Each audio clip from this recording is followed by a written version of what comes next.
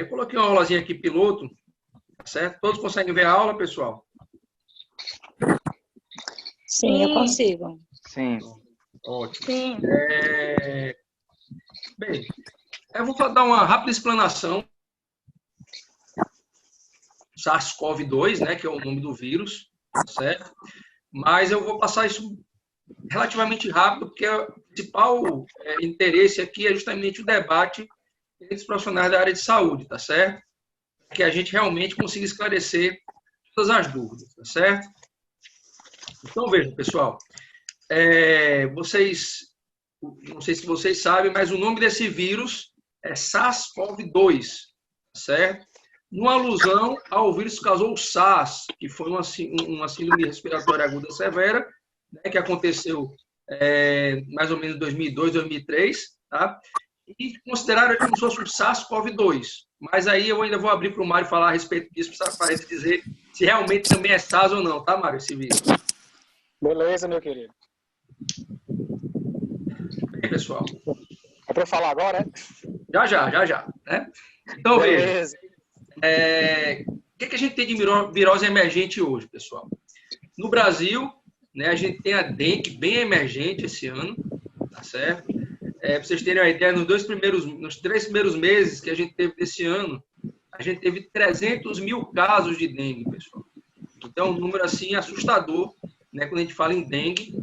E dengue não adianta a gente fazer isolamento, né? Porque a dengue é transmitida por um vetor, e esse vetor não tem como se esconder dele, a não ser que você se cubra com um mosquiteiro o tempo todo, para que o mosquito não consiga lhe picar, né? Mas é uma situação grave também o da dengue aqui no Brasil, tá certo? Falando sobre o coronavírus, a gente tem 3 coronavírus que ganharam destaque nos últimos anos, tá certo? Nos últimos 20 anos, vamos dizer assim, tá? O SARS-CoV, né, que causava SARS, o MERS-CoV, que causava MERS. SARS, pessoal, significa Síndrome Respiratória Aguda Severa. E o MERS, Síndrome Respiratória do Oriente Médio, tá certo? E agora a gente tem o Covid-19, que é a doença causada pelo vírus, tá certo? Causando pelo SARS-CoV-2, tá? Bem, pessoal, o coronavírus não é uma coisa recente, tá? Ele foi isolado a primeira vez em galinhas em 1937. Em humanos, foi isolado pela primeira vez em 1960. Eu vou abrir aqui um espaço para o Mário falar um pouquinho sobre o coronavírus, já que ele trabalhou com esse vírus no mestrado dele. Bom, pessoal, boa noite. Boa noite a todos. Realmente, a parte humana, falando da parte humana, os coronavírus começaram a ser descobertos, foi o 229E. Ó, existem 4 tipos de coronavírus que já circulam, né, principalmente aqui em boa parte do mundo. Que um deles foi em 1966 descoberto, é o 229E, como é indicado aqui, se vocês olharem nessa aula. Depois veio, em consequência, o C43, depois o NL63, depois o HK1. Só os coronavírus tem uma família chamada Coronaviridae, tá certo? E a partir daí vocês podem ver mais especificamente a ordem, família, subfamília. Mas hoje existe um órgão chamado de CTV, que é um órgão de taxonomia viral. Esse órgão, ele dividiu os coronavírus, se vocês olharem os gêneros, em gêneros alfa, coronavírus, beta, delta e gama. Antigamente era dividido em 1, 2 e 3.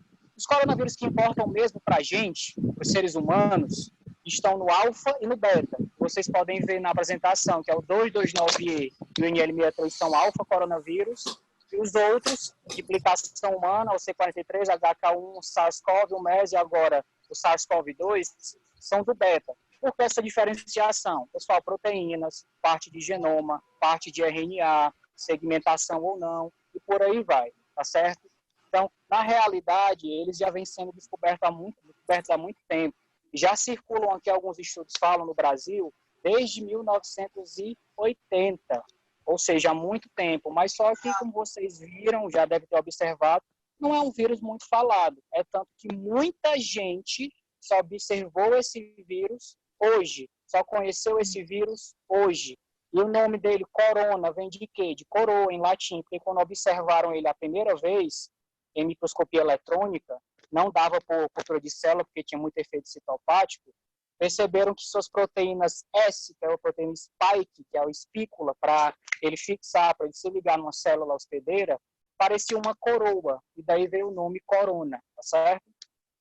Alguma coisa, Brunão? Foi top. Então, veja, pessoal, se vocês perceberem, os vírus que mais preocupam, né, do gênero que mais preocupam os seres humanos são do beta-coronavírus, né, onde tem o SARS, o MERS e o SARS-CoV-2. Né, todos eles são do gênero beta-coronavírus, né, como o Mário falou, eles se diferenciam por proteínas e superfície viral, tá certo? Bem, como é esse vírus, pessoal? Esse vírus é um vírus de RNA, de fita simples, polaridade positiva, tá? E ele é envelopado, certo? Por ser um vírus envelopado, teoricamente, ele teria uma menor estabilidade no ambiente, tá certo? Porque esse envelope ele é formado por membrana. Então, qualquer detergente, variação de pH, seria capaz, um aumento grande de temperatura seria capaz de destruir esse vírus, tá certo? O que a gente tem visto na mídia aí é que esse vírus ele consegue ficar em superfícies 3, 4 dias, né? E eu queria saber a opinião, né, de quem está aqui, o Mário, a Lívia, a Maritza. Será que isso realmente acontece, pessoal? Bom, assim, em relação a esse vírus, ele fica um pouco mais de tempo, sim, na superfície, mas ele não vai ficar 4, 5 dias, como vocês vão ver relatos aí, até imagens que falam, ó, na tampa de uma latinha, na madeira, na superfície tal, na superfície... Não é assim.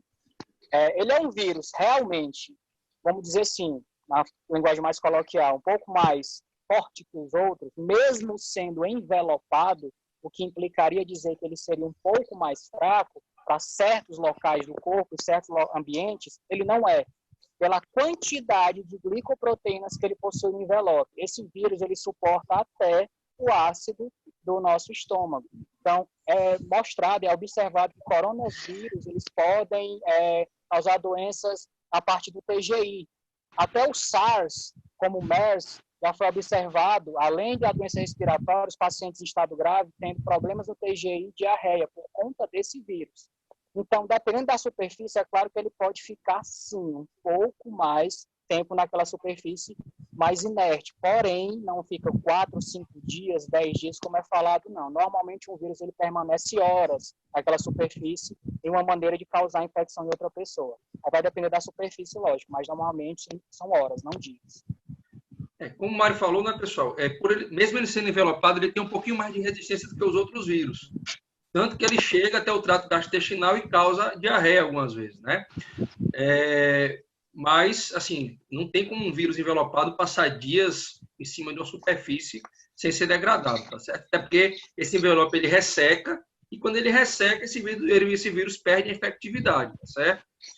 Então, ele tem um capsídeo helicoidal, né? E ele tem uma proteína S, que é essa proteína aqui, ó, que é justamente a proteína de ligação do vírus às células do hospedeiro. A espícula principal do vírus seria justamente a proteína S, que é o que vai fazer o encaixe com a célula do hospedeiro, certo? Normalmente, o coronavírus que não são esses que estão aparecendo aí, ele vai se ligar a aminopeptidase N ou resíduos de ácido ciálico presentes nas células do trato respiratório superior, certo? Então, veja, pessoal, se a gente pegar o coronavírus a grosso modo, né, o coronavírus ele normalmente infecta apenas uma espécie animal, no máximo um número limitado de espécies relacionadas, tá certo? Normalmente, o coronavírus ele vai se replicar na célula do sistema respiratório e no trato gastrointestinal, como o Mário relatou anteriormente, tá certo? O período de incubação dele varia de 2 a 14 dias. É por isso que quando o pessoal diz para vocês ficarem em quarentena por 14 dias, justamente para passar esse período de incubação até aparecer os sintomas. Se não apareceu, você não tem o vírus, tá certo? O modo de transmissão é o mais simples possível, né? Contato próximo de pessoa a pessoa. Alguém tosse, né? Pode espalhar espículas pelo ar, aerosóis, você aspira aquela espícula, pega na sua mão, transfere o vírus para a sua mão, você passa no seu nariz, você já leva o vírus até o local onde ele tem receptores para se instalar, certo?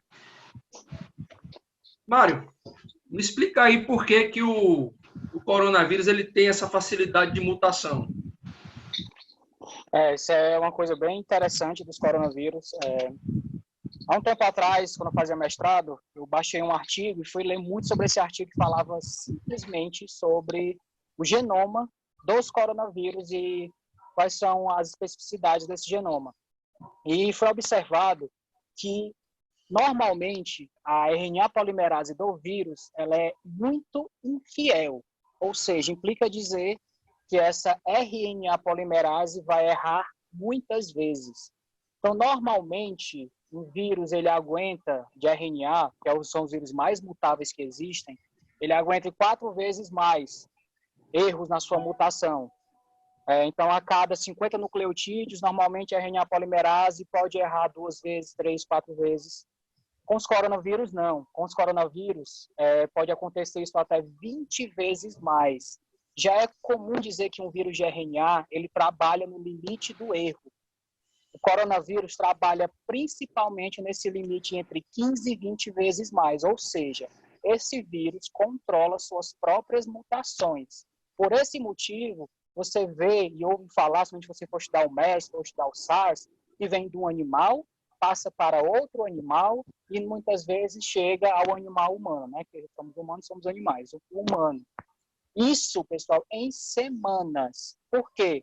O vírus se adapta rapidamente ao novo hospedeiro, mesmo tendo toda aquela parte de imunidade do hospedeiro, mas que não é específico, o vírus consegue debelar, consegue se replicar perfeitamente numa célula hospedeira, principalmente porque o RNA dele, se vocês viram na palestra que o professor Bruno está colocando, ele é de polaridade positiva, ou seja, o RNA dele, o seu genoma já é o próprio RNA mensageiro, já é poliadenilado. Entrou na célula, imediatamente começa a ser replicado. Traduzido, começa a ser replicado.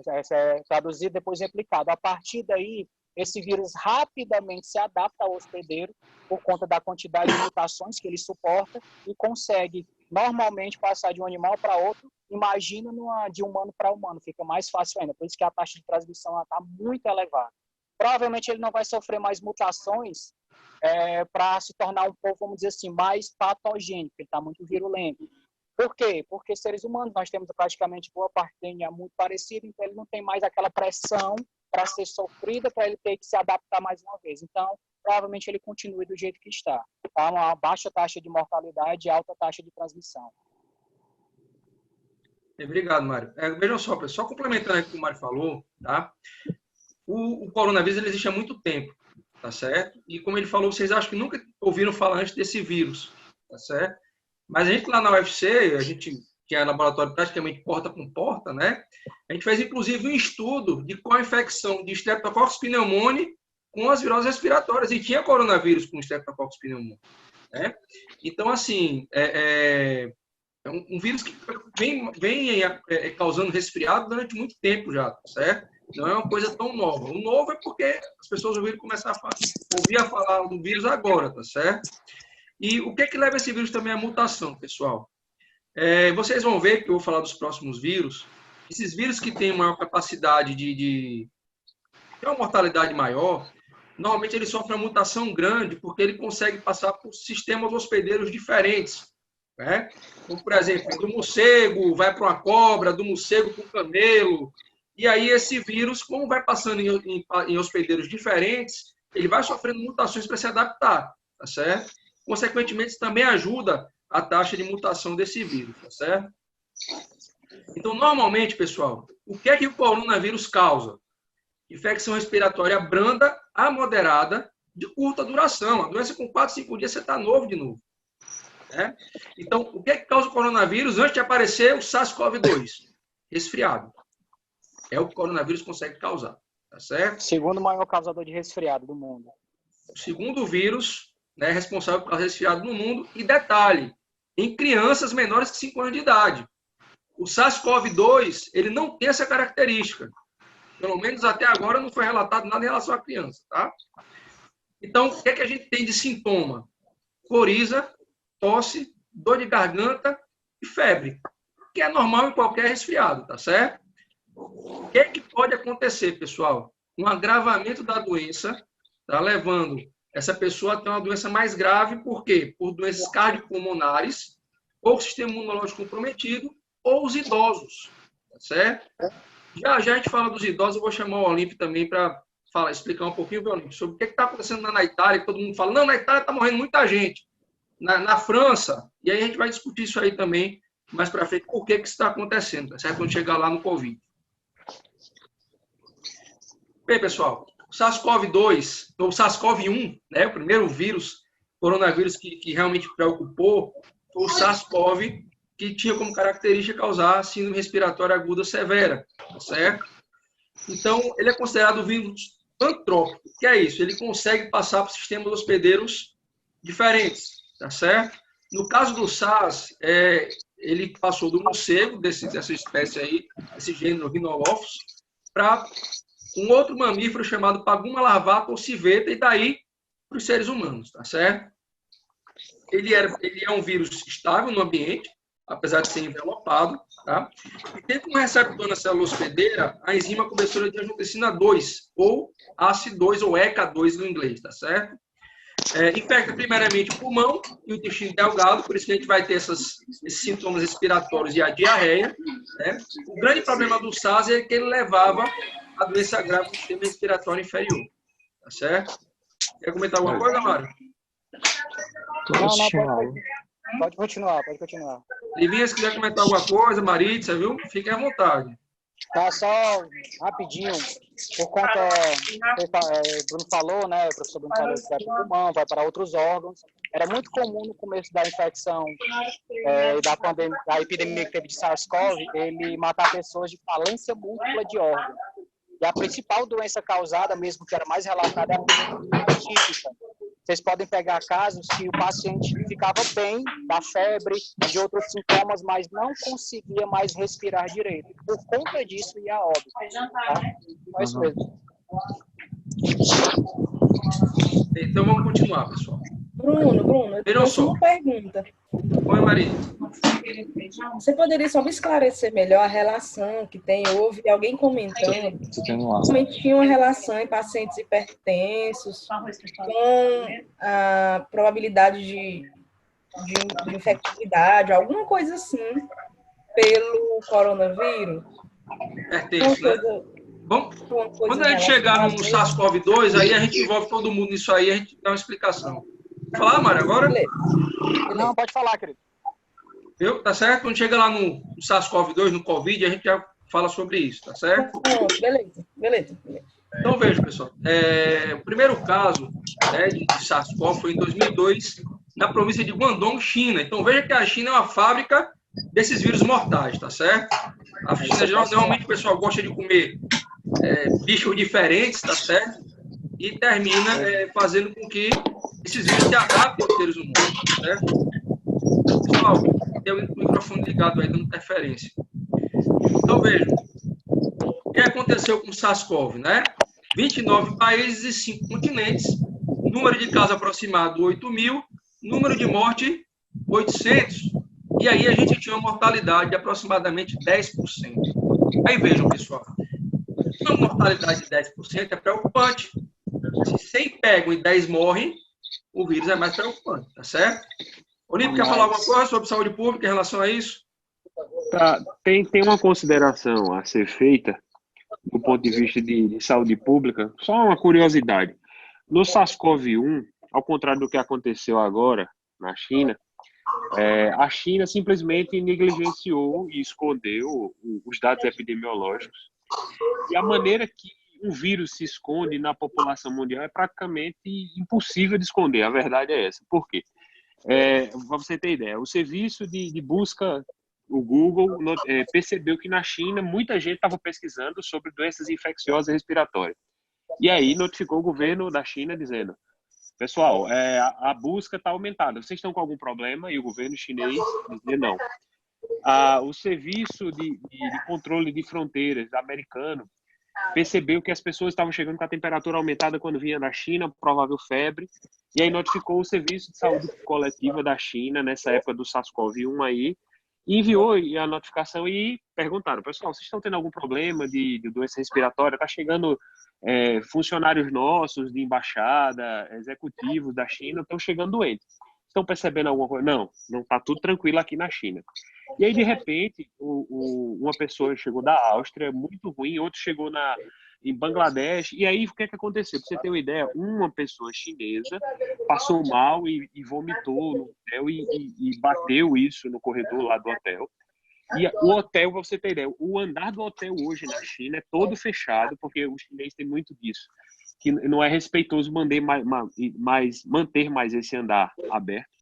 E aí todo mundo que se contaminou foram para vários países, e aí foi quando a China finalmente não segurou mais a história e assumiu que tinha um vírus circulante que tinha as características do SARS-CoV-1 aí, e é só a título de curiosidade.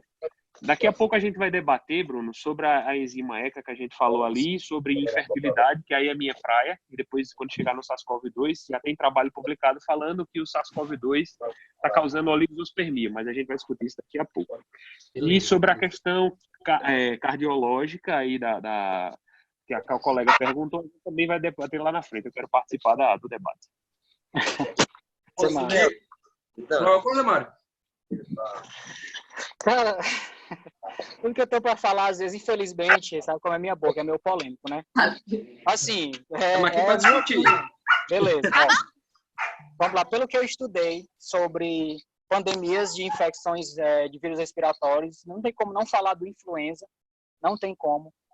O período de hoje é um período em que realmente não se deve procurar culpados, e sim a gente estabelecer toda a problemática que está acontecendo, ver tudo que pode ser feito e minimizar tudo. Porém, pelo tempo que eu tenho estudado, quando você falar da culpa é da China, infelizmente é chato falar isso, mas a culpa sim é da China.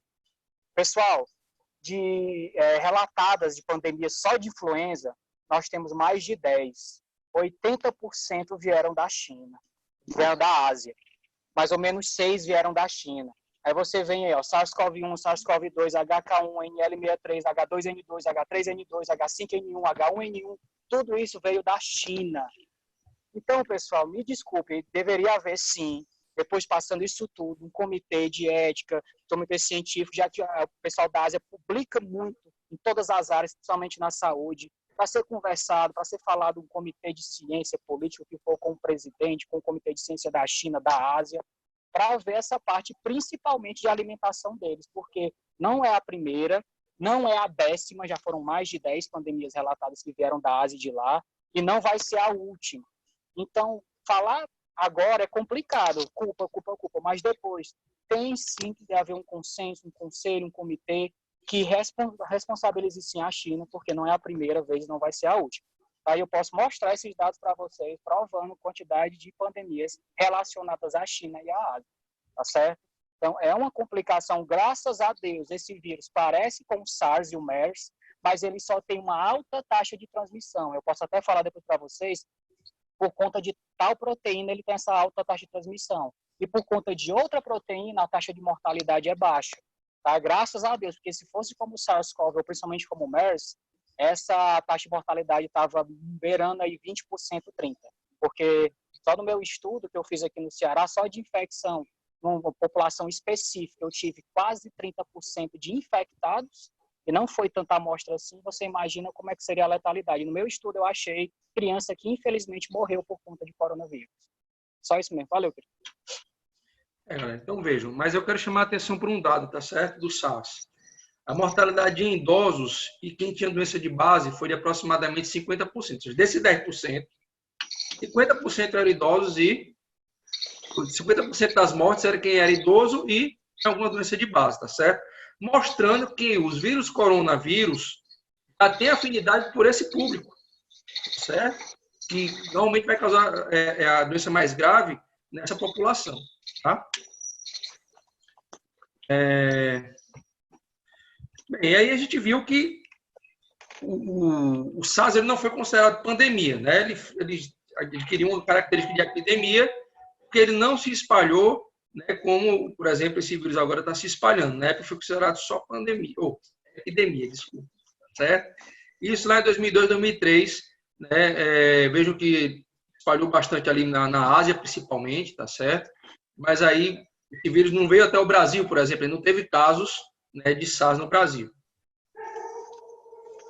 O período de incubação do vírus é de 4 a 6 dias, a transmissão é por contato direto ou indireto, né, de pessoa a pessoa, e os sintomas dele eram mal-estar, febre e mialgia.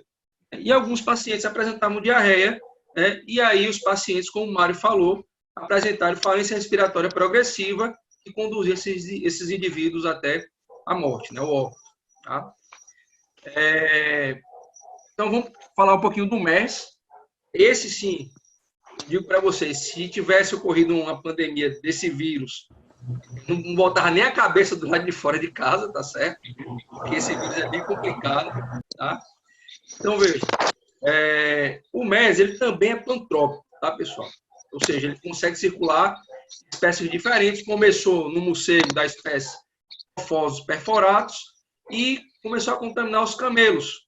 E dos camelos passou a contaminar os criadores de camelos, certo? E aí, veja, ele tinha a característica de infectar indiscriminadamente tipos celulares de diferentes espécies, né? E o receptor dele na célula do hospedeiro não era mais o ECA, era o CD26. E muitas células do nosso corpo têm esse receptor CD26, tá certo? Então, ele infecta via respiratória superior, células alveolares, né, levando a injúria pulmonar, mas também de outros órgãos, como rins, fígado e intestino delgado, tá certo? Então, ele era um vírus que realmente levava a uma falência geral dos órgãos, tá certo? E causava morte no indivíduo, tá? Algum comentário, Mário? Só que esse vírus realmente, no tempo do mestrado, eu comecei a estudar ele, logo em 2013, estava entrando no mestrado, ele começou a surgir. Esse vírus, esse MERS é complicado. Esse MERS é complicado. Foi na época quando eu falei para vocês daquele artigo que eu estava lendo sobre o genoma dos coronavírus, que o autor falou, olha, nos próximos 50 anos vai aparecer um coronavírus que vai causar uma pandemia bem complicada. E nós estamos vendo isso hoje. Não passou nem 10 anos quando eu li esse artigo e nós já temos aí um coronavírus fazendo isso. E esse MERS tem uma taxa de mortalidade bem complicada. É até engraçado a história dele. Muitos contam que foi de um morcego que se alimentou de um camelo e o camelo espirrou na cara do tratador. E a partir daí ele sofreu mutação no morcego, depois no camelo, depois no tratador e fez o que fez. Valeu, só isso mesmo. Bem, pessoal, mas vamos lá, né? O primeiro caso de MERS aconteceu em abril de 2012, lá na Jordânia, tá certo? E aí, em todo o mundo, foi notificado 2.499 casos de infecção pelo MERS, né? E foi notificado em 27 países. Então, ele também não foi considerado pandemia, foi epidemia, tá certo? Os casos de MERS normalmente estavam associados a quem viajava para a Península Arábica, né, ou na Arábia Saudita, com mais de 80% dos casos acontecendo nessa situação. E aí a gente teve 861 mortes, o que correspondia mais ou menos a 35% dos casos, certo? E aí vejam, pessoal, 35% é 35%. De 100, 35 morrem. Então ele conseguia ser pior do que o SARS e muito, né? E esse realmente começou a preocupar o mundo. Qual foi a sorte de nós seres humanos, pessoal? Esse vírus não teve transmissão sustentada. Ou seja, ele não conseguiu mudar o suficiente para se adaptar tão bem aos seres humanos e causar a doença com alta infectividade como o SARS-CoV-2. Algum comentário, Marizão? Assim, provavelmente a gente pensa assim, por que não teve uma taxa de infectividade tão alta, não conseguiu passar? Pode ser por mutação. Alguns falaram, é porque lá no Oriente Médio, algumas partes que ele veio era muito quente. Mas o coronavírus ele não liga muito para frio, por mais que muitas pessoas digam, para frio e calor.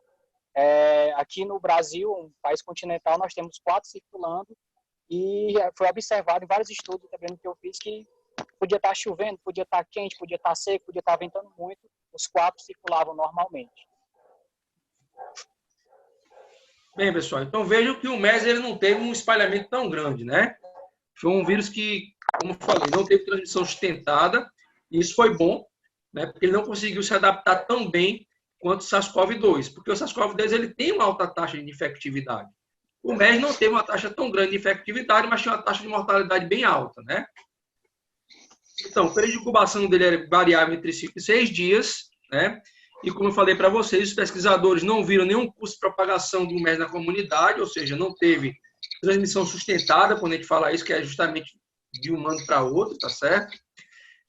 E ele causava uma síndrome mais grave do que o SARS, né? Já começava com febre, tosse e falta de ar. Então, já começava já com sintomas mais agravantes, tá certo? Causava sintoma gastrointestinal, como diarreia, náusea e vômito, pneumonia insuficiência renal, né, o que deixava o hospedeiro bem debilitado e levava esse óbito 35%. Né?